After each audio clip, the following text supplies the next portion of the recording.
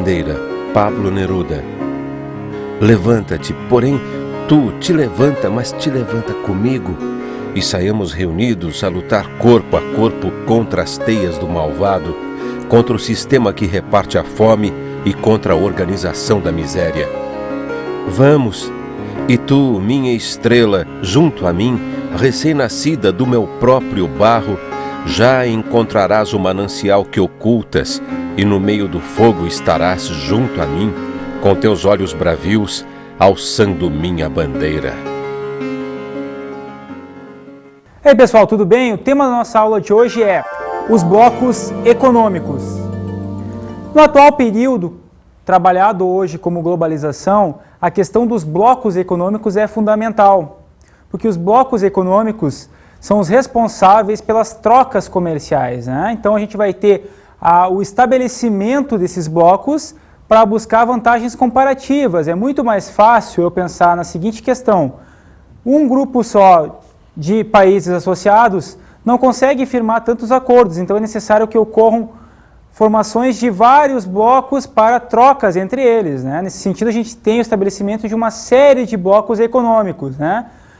Esses blocos hoje estão atrelados principalmente à questão de proximidade geográfica, ou seja, países próximos, países vizinhos resolvem fazer algumas associações para buscar novos mercados, mercados externos, ou seja, extra-blocos, fora do seu bloco, tá? Bom, outro ponto importante nesse sentido é eu estabelecer quais são os principais blocos hoje, né? Então, o ponto agora seria os principais blocos econômicos.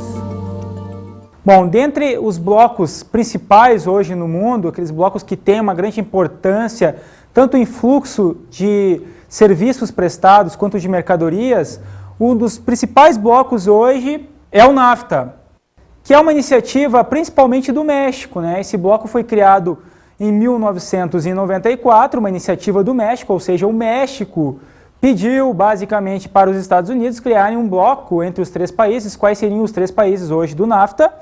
Canadá, México e Estados Unidos. Então o México foi, digamos, o mentor da criação do NAFTA, ou seja, é uma área de livre comércio da América do Norte, né? Onde o México nos últimos anos até representou um certo crescimento, né? Apresentou um crescimento em relação à sua produção, principalmente industrial, né? Nesse bloco, a gente vai ver que hoje, na sua criação, né, por mais que eu tenha uma iniciativa mexicana, ainda assim os principais favorecidos, o principal favorecido, aliás, é principalmente o governo norte-americano, né, com o estabelecimento de políticas para as empresas norte-americanas atuarem no México. Nesse sentido, eu tenho o estabelecimento do que a gente chama hoje das chamadas maquiladoras, né? O que são maquiladoras? Maquiladoras são empresas com capital e matriz norte-americana que se estabelecem no México, né? Buscando aqueles fatores locacionais tradicionais, matéria-prima, mão de obra, quase tudo em larga escala, abundante, com preços baratíssimos, né, em relação à economia norte-americana, ou seja, eu não tenho mais condições de manter a minha fábrica nos Estados Unidos, eu desloco ela para o México e aí fabrico meus produtos no México, né? Que tipos de produtos são esses?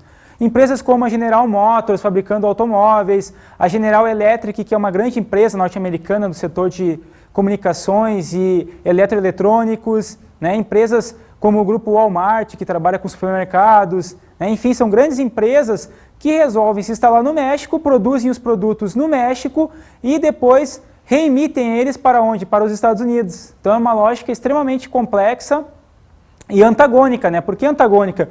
Porque como é que um país produz uma coisa para realmente depois trazer de volta esse produto para o país de origem, ou seja, a empresa norte-americana produz fora, mas os produtos que são gerados não são vendidos no México, são vendidos nos Estados Unidos novamente. Então, eu procuro fazer isso, estabelecer, criar essas empresas chamadas de maquiladoras em função da competitividade da matéria-prima e da mão de obra mexicana, né? Então, esse produto da General Motors ou daquelas outras empresas que eu comentei há pouco vão ser muito mais baratos do ponto de vista do preço final nos Estados Unidos do que se eu produzisse esse produto no próprio Estados Unidos, dentro do território norte-americano. Mas essa lógica, né, norte-americana, essa presença norte-americana do México, também traz uma série de problemas tanto ambientais quanto sociais em relação à população mexicana. Um estado que sofre muito com essa ação das empresas maquiladoras com capital norte-americano é o estado mexicano de Chiapas, né? A região de Chiapas, que possuía boa parte dos recursos naturais do México, das florestas mexicanas e outros recursos mais. Então, a partir do estabelecimento das maquiladoras no território do Chiapas, eu de alguma maneira incluí até a população local na questão do emprego, né? Eu gerei alguns postos de emprego, né? Mas na questão ambiental, ou seja, dos recursos que foram prospectados junto ao território do Chiapas, a gente vai ver que ocorreu o quê? Uma grande degradação ambiental. As empresas norte-americanas elas não se preocupam muito com os direitos ambientais, tanto das populações locais ali do Chiapas, quanto dos recursos como um todo, né? Então, o próprio governo mexicano criou a tal do NAFTA, né? Incentivou a criação e, ao mesmo tempo, liberou a entrada das empresas norte-americanas, gerando, claro, emprego. Está gerando emprego, tá? Mas que tipo de emprego é esse? É um emprego que a gente chama que é um emprego mal remunerado, né? Sem nenhum direito trabalhista ou com poucos direitos quando eles ocorrem, visando basicamente aumentar suas altas taxas de lucro. Já são grandes as taxas dessas empresas norte-americanas, mas elas estão ficando cada vez maiores nos últimos anos, né? Então essa é uma iniciativa importante partindo do México e esse bloco ele tende a aumentar, né? Tu vai ver que hoje a oportunidade de ampliação desse megabloco, né, da criação, aliás, do megabloco, ela é muito grande, né? É uma iniciativa que agora não é mais apenas do México, e sim do próprio Estados Unidos, né? Os Estados Unidos hoje eles querem de alguma forma ampliar esse mercado que estava mais restrito ao México, até porque no Canadá a questão do consumo ainda não é tão grande, né, em termos de expansão de mercados, né? É um consumo até certo ponto já mais controlado, a população consome, mas não consome tanto assim ainda, a ponto de estabelecer filiais das empresas norte-americanas no território canadense.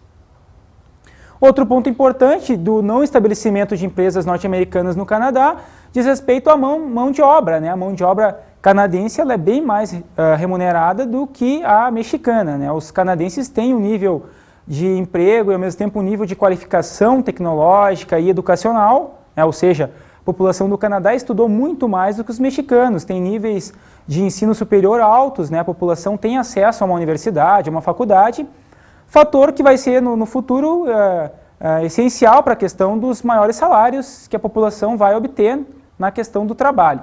Mas e a União Europeia? A União Europeia é hoje um dos maiores blocos do mundo, né? Um bloco importante, né?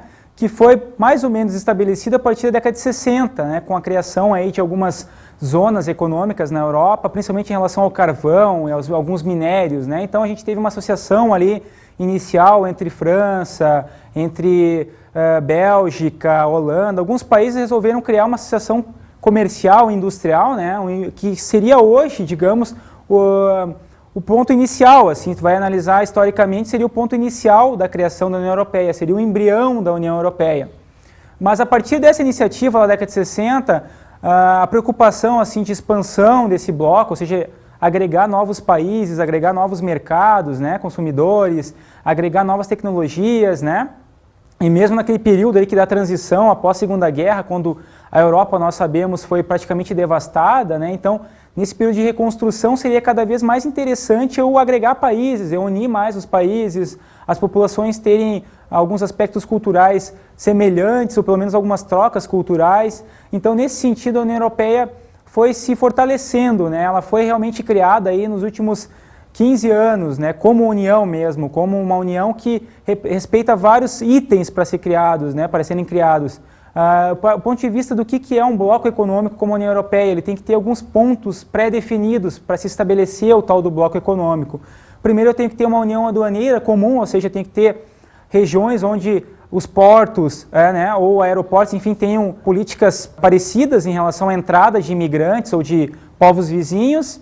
E, ao mesmo tempo, eu tenho que ter também algumas políticas monetárias, assim, de taxas de moeda, né, estabelecimento de algumas taxas para produtos externos do bloco, ou seja, de outros países que entram no bloco, tem algumas tarifas comuns.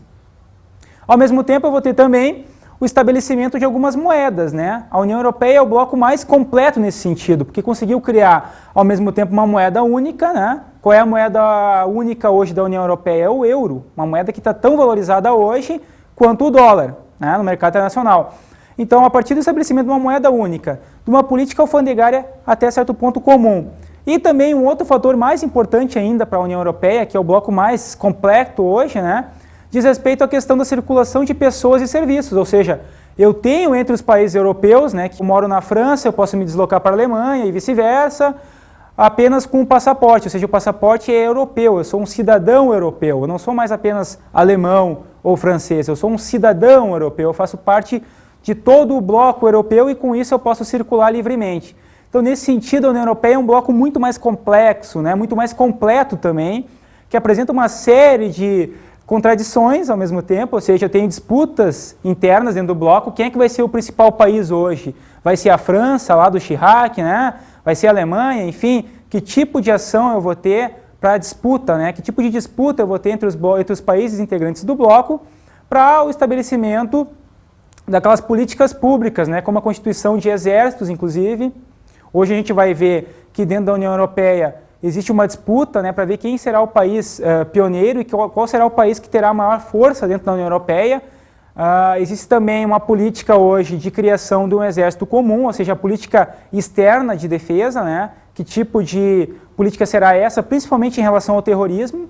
Hoje a União Europeia enfrenta já alguns atentados, a exemplo de Madrid, na Espanha, há pouco tempo a gente teve um atentado. Então, nesse sentido, a União Europeia tenta se militarizar cada vez mais, tenta criar algumas barreiras para a entrada de novos imigrantes, tenta barrar principalmente a entrada de imigrantes de origem árabe e também de origem da religião, no caso muçulmana. Então, turcos, por exemplo, tentam entrar na União Europeia desde 1989. Né? A Turquia tenta entrar e não consegue. Por quê? Primeiro, porque tem a religião islâmica influente, a principal religião hoje na Turquia. E, ao mesmo tempo, essa mão de obra turca é uma mão de obra extremamente barata, uma das mais baratas do mundo. Então, entrando o turco na União Europeia hoje, na França, na Alemanha, ele acaba, de alguma forma, reduzindo os índices de emprego para a população local da Alemanha ou da França. E, ao mesmo tempo, eu vou ter, com esse tipo de política, o surgimento de um sentimento xenófobo. O que é a tal da xenofobia, o sentimento xenófobo? É eu tentar, de alguma forma, inibir a entrada desse turco, ou desse polonês, enfim, de vários povos que ou não faziam parte da União Europeia e estão fazendo agora, como a Polônia, ou tentam entrar já há 10, 15 anos e não conseguem, como os turcos. Então, a população local, lá da Alemanha ou da França, cria um sentimento negativo em relação aos turcos ou em relação a outros povos que estão ainda fora do bloco. Que tipo de sentimento é esse? Como se dá, que forma que se dá, né, esse sentimento? Principalmente em relação aos bairros, né? Existem relatos fortes, assim, documentários, inclusive, que mostram bem isso. A seguinte questão: bairros onde se concentram latinos, principalmente, mas também a população que sofre a influência, que tem a influência da religião islâmica, são literalmente derrubados, né? A população aí, principalmente jovens, né, os skinheads e outros grupos radicais, vão lá e tocam fogo nas casas, tocam fogo nas pessoas, matam pessoas, enfim, é um sentimento extremamente cruel, desumano, mas que está acontecendo em função do quê? A União Europeia está crescendo, está agregando novos integrantes, e quem está fora quer entrar, porque é um bloco realmente importante hoje, e é um bloco que está distribuindo riquezas, né? O grande exemplo em relação a essa distribuição de riquezas ocorre principalmente em países que eram considerados pobres até há mais ou menos 10, 15, 20 anos atrás, como, por exemplo, Portugal e Espanha. Eram dois países considerados pobres, com índices de desenvolvimento parecidos com o Brasil, para vocês terem uma ideia. Então, eram países que não tinham uma economia muito estável, a moeda era fraca em relação ao dólar, principalmente, o índice de desemprego era alto, o índice de industrialização também era extremamente baixo e desqualificado. Então, nesse sentido, eu tenho que tentar melhorar as condições desse país. E isso foi feito a partir da entrada de Portugal e de Espanha na União Europeia, que ocorreu basicamente no ano de 1986.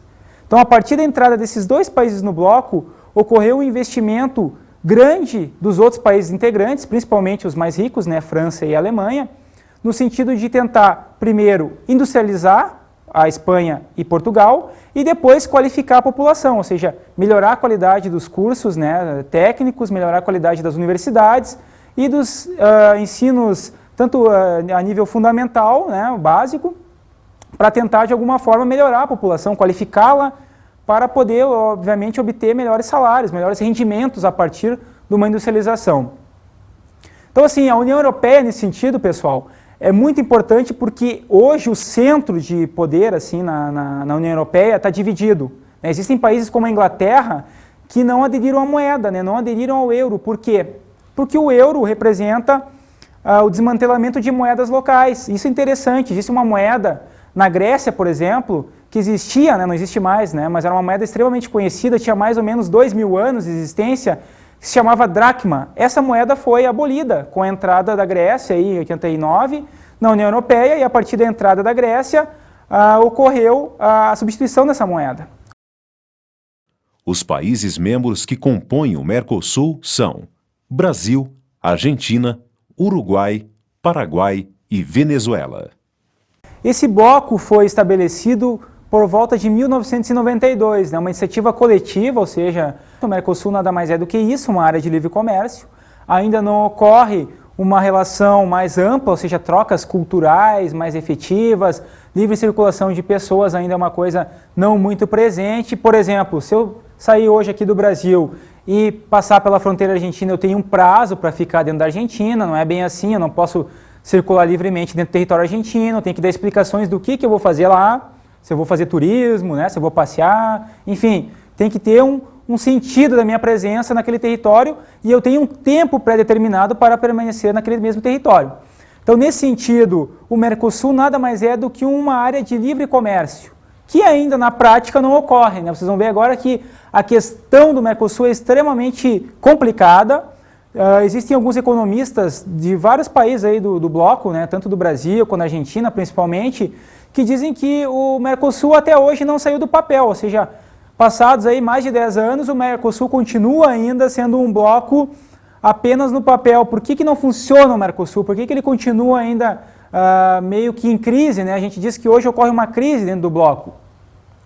Basicamente porque os direitos da população não estão sendo respeitados e também porque não existe ainda um estabelecimento de países principais no bloco. Existe uma disputa, aliás, entre duas nações, basicamente. Quais seriam elas? Argentina e Brasil. Tanto a Argentina quanto o Brasil tentam buscar uma certa hegemonia dentro do bloco e não abrem mão de algumas vantagens. Nos últimos anos tem ocorrido o quê? Processos de embargo ou de criação de barreiras alfandegárias entre Brasil e Argentina. Um dos exemplos mais clássicos desse processo diz respeito à indústria calçadista gaúcha. O Rio Grande do Sul tem uma tradição já no mínimo de 70 anos em relação ao setor de calçados e exporta boa parte da sua produção para a Argentina. Então, chegando lá os calçados, eles abasteciam já no mínimo há 10 anos a população argentina, até porque o preço do calçado argentino era muito mais em conta para a população do que o próprio calçado produzido na Argentina. Então, a população argentina começou a pegar gosto pelo calçado gaúcho, consumir mais, só que isso criou um problema para a indústria local, para a indústria argentina. Qual seria o problema principal hoje? A questão do desemprego e do fechamento das principais indústrias argentinas. Então, muita fábrica de calçado lá de Buenos Aires, de Rosário, de cidades próximas a Buenos Aires, a grande capital lá da Argentina, foram fechadas em função da concorrência com os calçados brasileiros, basicamente. Nesse sentido, o governo argentino, nos últimos 10 anos, vem tentando criar algumas barreiras, diminuindo pelo menos, ou até cortando em alguns casos, a importação do Brasil. Ou seja, daqui a pouco eu vou limitar o número de calçados que vão entrar na Argentina, ou também limitar o número de máquinas e utensílios que o Brasil exporta para a Argentina, ou seja, eu vou criar algumas barreiras alfandegárias ou barreiras comerciais que impedem o comércio. Só esse ponto já demonstra que o Mercosul, na prática, não ocorre. Ele existe como bloco, mas a integração entre os integrantes é mínima. Em alguns pontos ocorre até um facilitamento para a entrada de produtos brasileiros na Argentina, da Argentina no Brasil e vice-versa, ou em relação ao Paraguai e tal. Mas no fundo o que ocorre hoje, pela crise da Argentina, a própria crise que acabou agitando o Brasil nos últimos anos, em função desses endividamento externo e tal, fez com que a população sofresse alguns percalços em relação ao desemprego e logo algumas medidas econômicas precisam ser criadas. Uma das principais são os embargos, criar um embargo, uma retaliação econômica para favorecer a indústria local. O que é a PEC? Qual a importância da PEC para a economia entre blocos ou intrablocos, ou seja, dentro do bloco chamado APEC.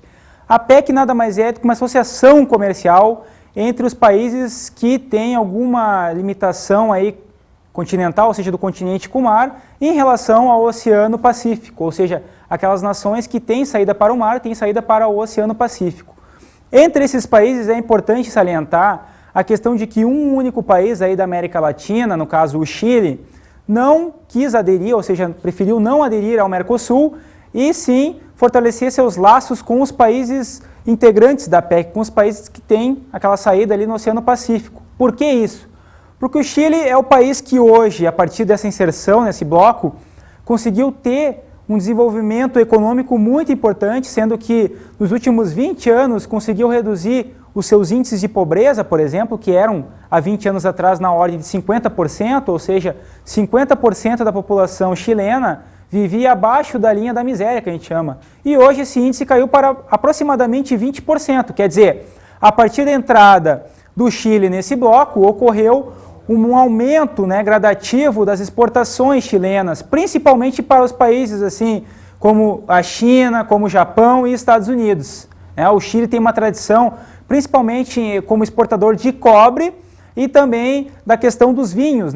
O vinho chileno hoje é extremamente bem conceituado, extremamente conceituado no mercado internacional. Então o Chile, a partir dessas exportações de alguns produtos aí, primários e também industrializados, conseguiu agregar valor para isso, para esses produtos e redistribuir essa renda, e tanto é que reduziu os índices de pobreza nos últimos 20 anos. Então a APEC é uma associação muito grande, hoje vai ver que tem mais de 30 países integrantes já da APEC. O principal país exportador da APEC, obviamente, é os Estados Unidos, o maior PIB do mundo, aí na ordem de 13 trilhões de dólares, o PIB norte-americano. Para vocês terem uma ideia, o Mercosul todo reunido não chega a 3 trilhões. O país que mais exporta na APEC, o que mais importa também são os Estados Unidos. Em segundo lugar aparece o Japão, uma potência importante, a segunda maior economia do mundo hoje. Exporta muitos produtos industrializados, uma grande potência em termos principalmente tecnológicos.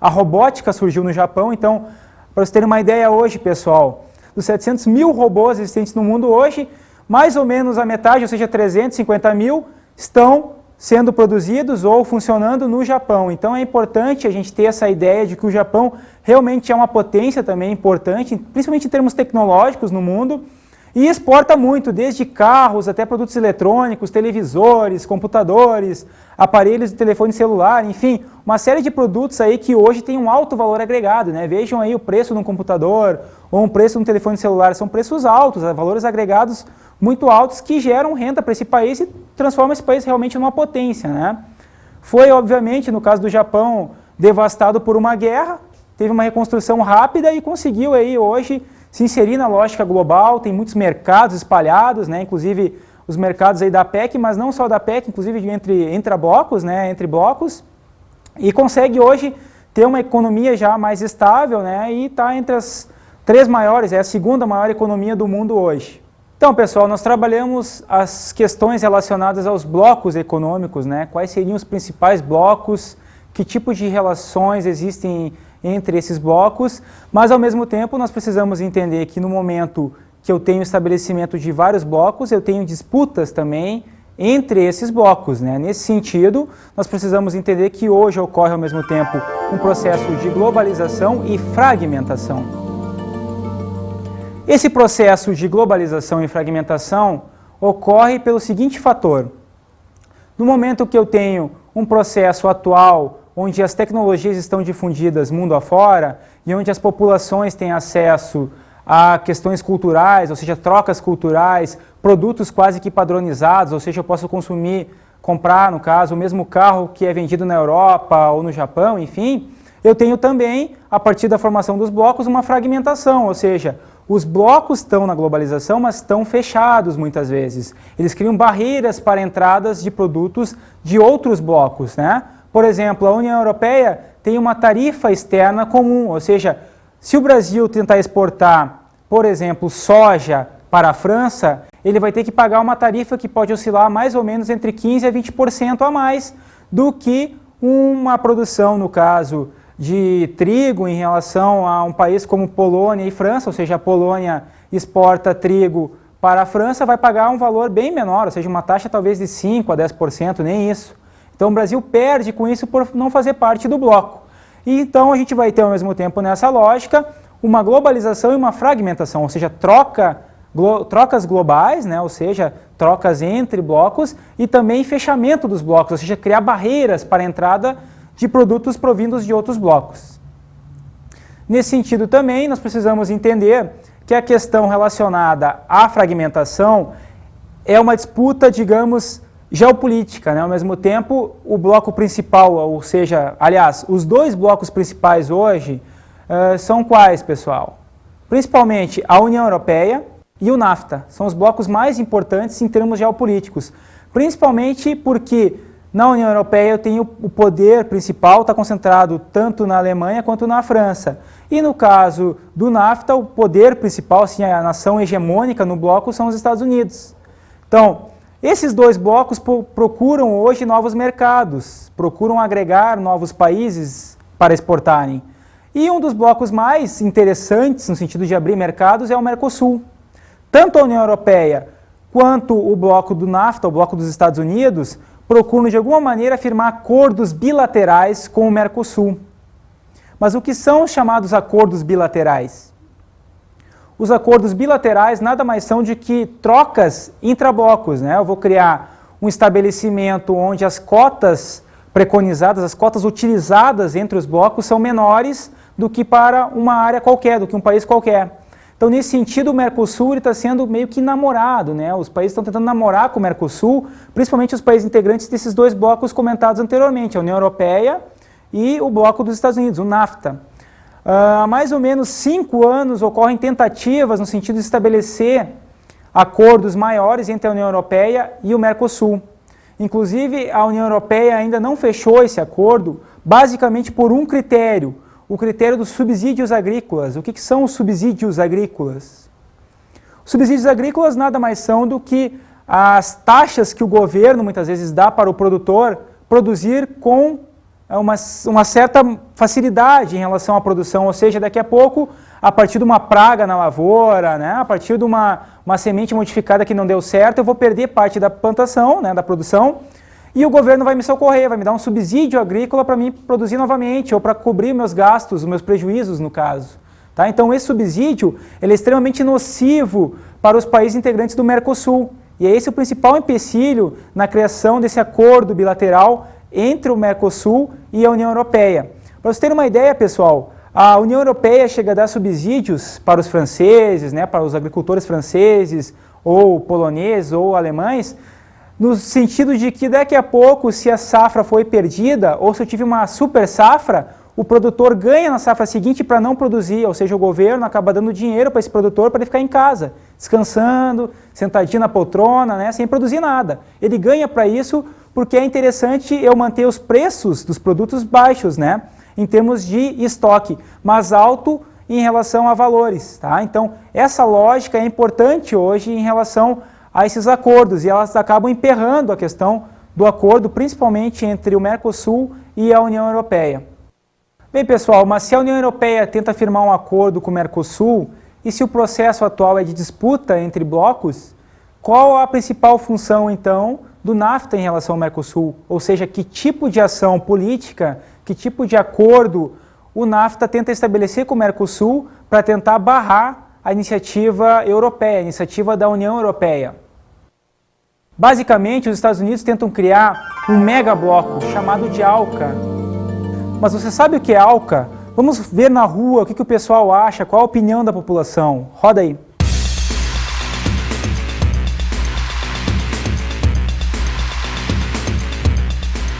Você sabe me dizer o que é ALCA?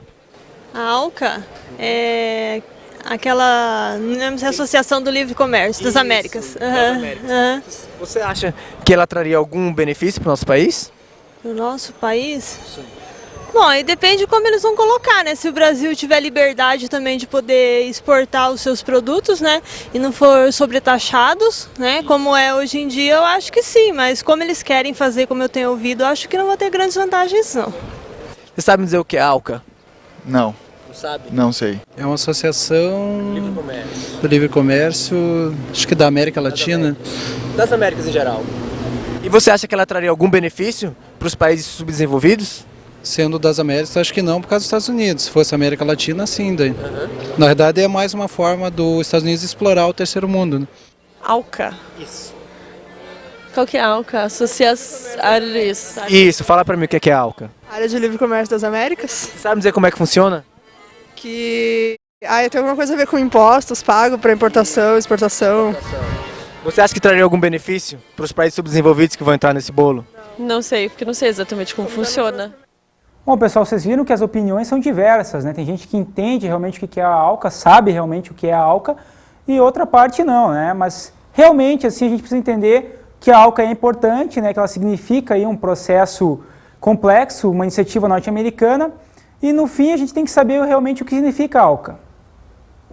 A ALCA nada mais é do que uma iniciativa norte-americana de criar um mega bloco, né? Uma área hemisférica que vai pegar aí desde o Alasca até a Patagônia, incluindo mais ou menos 34 países e gerando aí um grande mercado, principalmente para as empresas norte-americanas, né? Essa é a iniciativa principal. Por isso que é uma área de livre comércio, ou seja, eu vou conseguir colocar um produto norte-americano, como uma marca de tênis famosa, aí, que provavelmente vocês sabem qual é a marca, né? Nem vou citar aqui, que vai custar o mesmo preço de uma marca local, de uma marca de tênis nacional, aqui do Brasil, por exemplo. Então, nesse sentido, o que pode acontecer? Quais seriam um dos principais problemas da ALCA hoje? A quebradeira geral das indústrias nacionais, principalmente dos países periféricos, né? Como no caso Brasil e Argentina. Por que isso pode acontecer, pessoal? Qual o principal impacto dessa quebradeira? O principal impacto, né, dessa quebradeira geral está associado às tecnologias empregadas na produção dos Estados Unidos. São tecnologias extremamente eficientes, os designs dos produtos são altamente qualificados, tem muita propaganda, muita coisa associada à mídia, ao esporte, enfim. Logo, se eu tenho um marketing muito maior empregado nesse produto, a competição com uma marca nacional de tênis, por exemplo, vai ser cruel, né? Eu vou acabar quebrando a indústria nacional, gerando desemprego, mas para a questão das grandes empresas transnacionais ou multinacionais norte-americanas, esse fator é importante, né? Vai gerar mais novos mercados, né?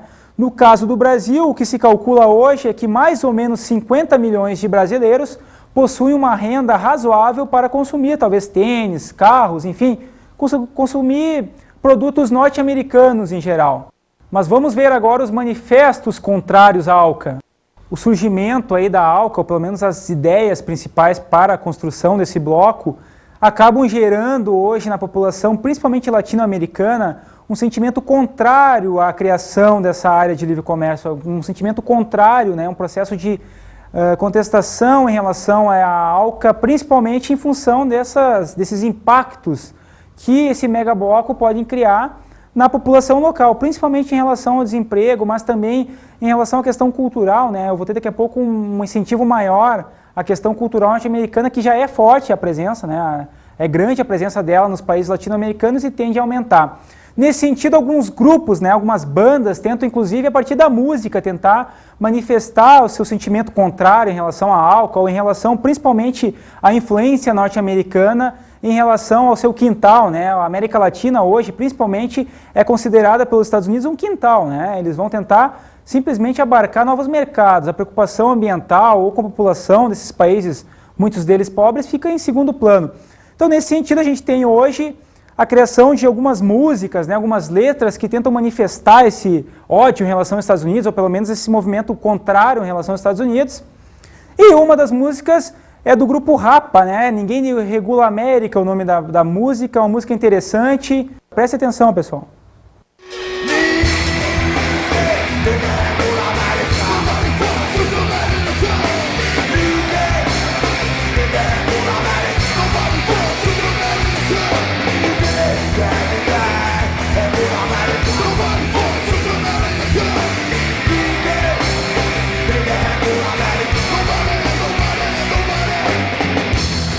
de cima vigiando todos os atos de rebeldia. MST observando pelagia. Avião Karate hipótese da China vai dar descontrole de cidade sem culpa na sensação do protocolo de Kyoto. Carbonizado em plena chuva de armas exportada, sangrando no dólar, o dólar dos outros. Com a pior globalizado nas vias abertas de outra atividade externa, de outra atividade externa.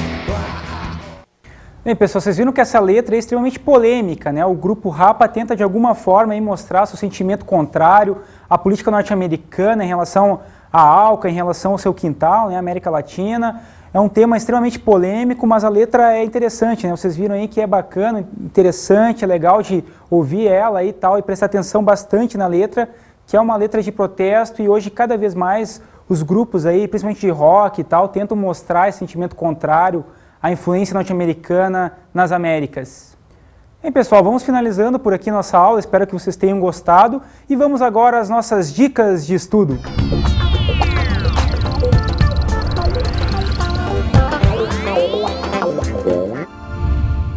Pessoal, uma dica interessante para trabalhar essa questão aí da influência norte-americana e ao mesmo tempo dos movimentos de resistência, principalmente na América Latina, diz respeito a um filme, né? O nome do filme é Diários de Motocicleta.